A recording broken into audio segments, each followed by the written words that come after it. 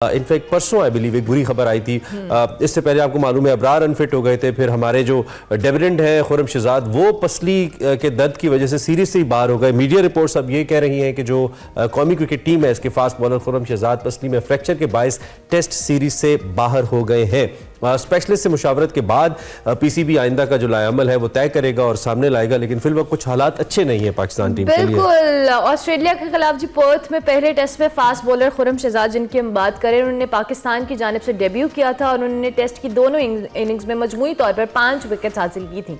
पर टेस्ट के जी दौरान खुर्रम शहजाद साइड स्ट्रेन का शिकार हुए, जिसके बाद फिटनेस के मिसाइल शुरू हो गए। दूसरी जानिब पाकिस्तानी टीम ने मेलबर्न टेस्ट की तैयारियों का आगाज कर दिया है। बैटिंग हो, बॉलिंग हो, फील्डिंग हो, उसमें प्रैक्टिस कर रहे हैं। और कौमी टीम का जो मिडिल ऑर्डर है उसमें बैटर जो सऊद शकील साहब है, उनका कहना है कि मेलबर्न की पिच देखकर पाकिस्तान एहसास हो रहा है कि उम्मीद है पाकिस्तान की तरह उनको लग रही है वो पिच, और उम्मीद है कि दूसरे टेस्ट में जो पुरानी गलती हैं वो कहते हैं हम नहीं दोहराएंगे। मजीद भी कहा कि जी हमारे बॉलर्स नए थे, एडजस्ट होने में वक्त लगता है। बदकिस्मती से खुर्रम शहजाद की इंजरी के बाद सीरीज से वो बाहर हुए हैं। मीर हमजा और हसन अली के पास अच्छा मौका है, ऐसा भी उन्होंने कहा। सैयद मोहम्मद अवैस हमारे साथ मौजूद हैं, इनसे हम बात कर लेते हैं। Awais, thank you very much, good morning, कैसे हैं आप? ठीक ठाक हैं? अस्सलाम वालेकुम, कैसे हैं आप लोग? जी ठीक ठाक। अवैस, पहला सवाल मेरा, बदकिस्मती की तारीफ करें और मिसालों से वाजे करें, जिसकी तरफ इशारा है हमारे कप्तान का। ये बदकिस्मती क्या है जो हमारा साथ नहीं छोड़ रही पाकिस्तान टीम का? मैंने आप लोगों को कहा था काले बकरे ज़िबा करवाएं तभी कुछ होगा, लेकिन देखें ये बड़ी एक ब्लो जरूर है पाकिस्तान टीम के लिए। आपको पता है कि वैसे ही पाकिस्तान का बॉलिंग यूनिट जो उनसा वो डिस्टर्ब है। फिर खुर्रम शहजाद एक यंग फास्ट बॉलर थे, मैंने उस दिन भी कहा था कि एक अच्छा इंप्रेसिव क्यों नजर आया था मुझे लड़का कि वो लॉन्ग क्रिकेट खेलता हुआ है। 4 डे क्रिकेट उसने बहुत ज्यादा खेली है, तो आपको बॉलिंग से और खास करके रिदम से पता लगता है कि हाँ ये लंबी रेस का घोड़ा है। लेकिन जिस नौयत की उनको इंजरी है, खुदा ना खास्ता, क्योंकि मैं इस वक्त देख भी रहा था, पढ़ रहा हूँ, तो stress fracture, rib stress fracture उनको कहा जा रहा है। और स्ट्रेस फ्रैक्चर आपको पता है कि ये बहुत मुश्किल होता है कि प्लेयर बहुत जल्दी वापस टीम के अंदर आए, इसको टाइम लगता है रिहैब करते हुए। आपके पास सबसे बड़ी एग्जांपल जो सी है वो इंग्लैंड फास्ट बॉलर की है, वो अभी तक वो इंजरी से निकल ही नहीं पाए। तो ये चीज जो सी आपको पता टाइम लगता है। इस चीज पे देखने वाली बात है कि पाकिस्तान टीम अब इस चीज को कैसे कॉप अप करती है। फिर एमसीजी का टेस्ट मैच सर पे, एक अच्छी बात कि आपको बीच में 2 जो प्रैक्टिस मैचेस हैं दिन के, वो प्रैक्टिस मैच विक्टोरिया के खिलाफ मिल गया ताकि आप टीम की अच्छी शक्ल निकाल सकें। लेकिन इस वक्त आपको पता है सबसे ज्यादा, चाहे बॉलर्स की हम बात करें लेकिन बैट्समैन की सबसे ज्यादा बात हो रही है कि अब बैटिंग में क्या तब्दीली आ सकती है। क्या सरफराज अहमद को रेस्ट दे के क्या रिजवान को यहाँ पर लाया जा सकता है, और लाना भी चाहिए। मैं कहता हूँ कि सरफराज अहमद से कोई पर्सनल रंजिश या वो मामला नहीं है। सरफराज अहमद का अगर मैं ट्रैक रिकॉर्ड देखूं तो एशिया के अंदर बहुत अच्छा है, क्योंकि वो स्वीप भी अच्छी खेलते हैं। लेकिन अगर आप ऑस्ट्रेलिया में जहां पर बॉल थोड़ा बहुत राइज करता है तो सरफराज अहमद स्ट्रगल करते हुए नजर आते हैं पेस के साथ जब बॉल आता है। तो वहां पर रिजवान जैसा बैट्समैन आपको चाहिए जो कि कट और पुल अच्छा खेल सके। तो आई डोंट नो कि किस स्ट्रैटेजी के साथ पाकिस्तान टीम यहाँ पर जाएगी, लेकिन इट्स अ डिफरेंट ट्रैक। वहां पर बॉलर्स को भी सपोर्ट होती है, बैट्समैन को भी सपोर्ट होती है। अच्छी बात, पाकिस्तान को भी अच्छी सपोर्ट होगी। क्राउड वहां पर बहुत तगड़ा होता है एमसीजी में, ग्राउंड्स भी बड़े हैं। लेकिन आपको बैट्समैन वो चाहिए जो फियरलेस क्रिकेट खेले। वो फियरलेस क्रिकेट तब खेली जाती है जब आप बैट्समैन को बिठा के उसको रिलैक्स पोजीशन में करते, उसके सर पे बंदूक रख के। ये नहीं कहते कि अगला टेस्ट फ्लॉप है तो तू कार जाएगा, नहीं, उसको रिलैक्स करो, उसको कहो कि यार तू जरूरत है पाकिस्तान टीम की, तुमने परफॉर्म करना है, मुझे वो फियरलेस क्रिकेट चाहिए आपसे जो ऑस्ट्रेलिया खेलता है। मुश्किल नजर आती है आपकी बैटिंग लाइनअप पे फियरलेस क्रिकेट, लेकिन होप सो। आपको पता है क्रिकेट है, फनी गेम है। शायद पाकिस्तान की जो एक हम बार बार बात कर रहे हैं, ये कोई हम कोई निचली सतह की टीम की तो बात नहीं कर रहे, हम कोई किसी लीग की टीम की तो बात नहीं कर रहे वैसे, जिसको जो प्लेयर मैच काउंसलिंग का मोहताज है। आई मीन ये सारे एक्सपीरियंस प्लेयर्स हैं, बहुत ज्यादा डोमेस्टिक क्रिकेट भी खेल चुके हैं, इंटरनेशनल क्रिकेट भी खेल चुके हैं। Why do they still need counselling to perform? I mean don't they think कि उनकी अपनी जिम्मेदारी है? इंडिया में, ऑस्ट्रेलिया में प्लेयर्स जो परफॉर्म करते हैं वैसे, तो उनके अपने ऊपर भी तो जिम्मेदारी है ना। 45 लाख से 65 लाख रुपए महीना लेने वाले हमारे प्लेयर्स और मुसलसल एक स्टार स्टेटस रखने वाले हमारे प्लेयर्स का क्या खुद कोई जिम्मेदारी नहीं है कि वो खुद से परफॉर्म करें, या उनको हमेशा काउंसलिंग ही चाहिए परफॉर्म करने के लिए? देखिए 2 चीजें हैं इमरान भाई। मैं कोट करूंगा बाजिद खान की एग्जांपल, शायद आपने भी, आप दोनों ने वीडियो देखी हो सके, तो वो बड़ी गर्दिश कर रही है ट्विटर अकाउंट्स पे। बाजिद भाई ने जो, अगर आप दोनों पाकिस्तान की अगर आप बात करें डोमेस्टिक स्ट्रक्चर को, जहां से प्लेयर पाकिस्तान के लिए खेलने आता है, और अगर मैं कंपेयर करूं ऑस्ट्रेलिया के, कंपेयर करूं इंग्लैंड और इंडिया के, तो ऑस्ट्रेलिया डोमेस्टिक स्ट्रक्चर को अराउंड 150 साल हो गया। शेफील्ड क्रिकेट की बात कर रहा हूँ।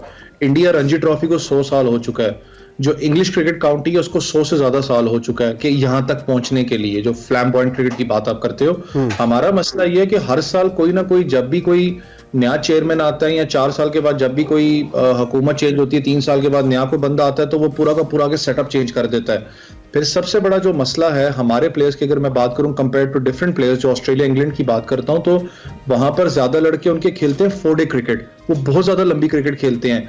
हमारे लड़के ज्यादा प्रेफर करते हैं T20 को। मैंने उस दिन भी आपके प्रोग्राम में बात की थी कि अगर मैं पूरे ट्रॉफीज को उठा के इस वक्त पाकिस्तान के देखूं, तो चाहे वो स्पॉन्सर की बात करूं, चाहे मैं बात करूं प्लेयर की बात करूं, तो प्लेयर जो यंगस्टर है वो एक ही चीज शिकायत करता है कि यार मेरी टीम में अगर बाबर आजम है, मेरी टीम में अगर मोहम्मद आमिर, कोई भी प्लेयर अगर मौजूद है, तो यार ऑब्वियसली उसको देख के वो एक सीखता है, देख के अपना उस चीज को वो ट्रैक रिकॉर्ड पे लेके आता है। लेकिन वो लड़के होते हैं, लेकिन जैसे ऐसे अपना SNGPL का आप देख लो, उन्होंने SSGC का गेस एंड टाइम पे उन्होंने अपना बैकआउट कर लिया टूर्नामेंट से। क्यों किया? क्योंकि बाबर आजम भी उनकी टीम में मौजूद थे, बड़े प्लेयर्स मौजूद थे, लेकिन वो अवेलेबल नहीं थे टूर्नामेंट के लिए। उन्होंने कहा जी ये भारी भरकम हम फीस पे कर रहे हैं और प्लेयर्स अवेलेबल नहीं है, वो इस वक्त ऑस्ट्रेलिया में है।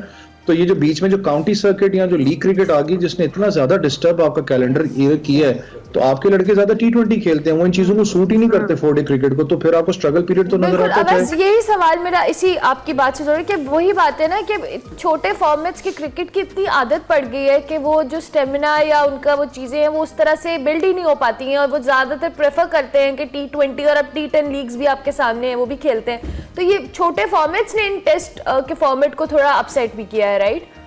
देखिए वही चीज है ना, 2 चीजें यहाँ पर। मैं हारिस रऊफ की साइड नहीं ले रहा, मैंने उस दिन भी शो में बात की थी, आपकी एक शो में बात की थी, जीतेगा भी नहीं, वो इस्लामाबाद पुलिस के ब्रांड एम्बेसडर हैं। अब तो शदाब खान है, तो आप दोनों को चुप के ले देंगे।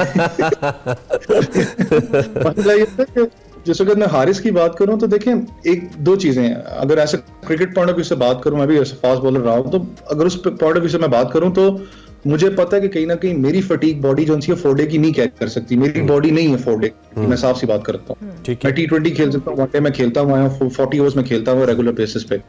लेकिन हारिस को भी कहीं ना बैक एंड पे ये चीज जरूर दिमाग में होगी कि यार मेरी बॉडी फटीक नहीं कैरी करती, मेरा खुदा ना खास्ता स्ट्रेस फ्रैक्चर ना हो जाए।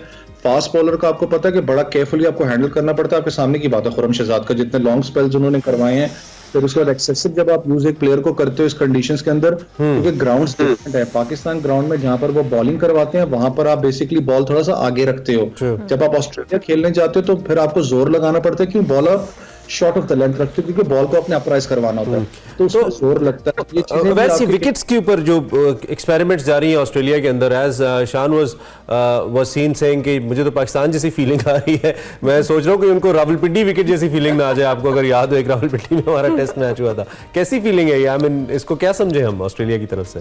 देखिए ऑस्ट्रेलिया, आपको पता है कि मैं खुद हैरान था। इमरान भी पिछले जो मैच खेला गया था पर्थ के अंदर, पर्थ की वो विकेट है जो पुराना स्टेडियम की बात करूं, तो नया स्टेडियम बना है, वो दुनिया की इस 3 विकेट्स में थी। वहां पर बॉल आपकी चेस्ट हाइट से नीचे नहीं आता और अच्छी वाली पेस निकलती है, लेकिन ये ड्रॉप विकेट है। अब क्योंकि पूरी दुनिया के अंदर आप देखें ना, तो एक वो आहिस्ता आहिस्ता वो चीज जो उनकी चेंज होती जा रही है कि उसको डुअल, या आप कह सकते हैं कि ट्राई के लिए यूज करते हैं, कि वहाँ क्रिकेट भी होती है, वहाँ आप फुटबॉल भी कर लें, वहाँ अमेरिकन बेसबॉल भी हो रही थी। लाइक वो चेंज कर रहे हैं सिस्टम को ग्राउंड के अंदर, एक ही चीज में आप बहुत से स्पोर्ट को खिला सकते हो। ड्रॉप इन विकेट ज्यादा यूज करते हैं, लेकिन जो ड्रॉप इन विकेट है उसमें ज्यादा वो जो है ना, ऐसा इतना ज्यादा सपोर्ट फास्ट बॉलर के लिए नहीं होता।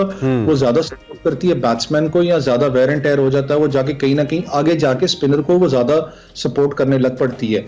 लेकिन अगर ऑस्ट्रेलियन विकेट्स की बात करूं, तो सबसे बड़ा जो इस वक्त आपके पास जो एक प्लस पॉइंट पिछले मैच में था, अगर मैं देखूं, तो शायद वो विकेट वो नहीं थी जो कि मैंने कहा पर्थ की होती, जहां पर आपकी बैटिंग खुदा ना खास्ता शायद 80 से भी नीचे आउट हो जाती। पेस की मैं बात कर रहा हूं, डिस्टर्ब करती है आपको। अब आप एमसीजी में जाएंगे, एमसीजी थोड़ा डिफरेंट विकेट है, वहां पर ज्यादा बैटिंग विकेट है। टाइम हमारा खत्म हो गया। ठीक है, थैंक यू। इंशाल्लाह बात होती रहेगी आपसे, बड़े मौके आएंगे कि हम मजीद इस पे बात करेंगे। Thank you very much. Syed Mohammad Awais हमारे साथ मौजूद थे।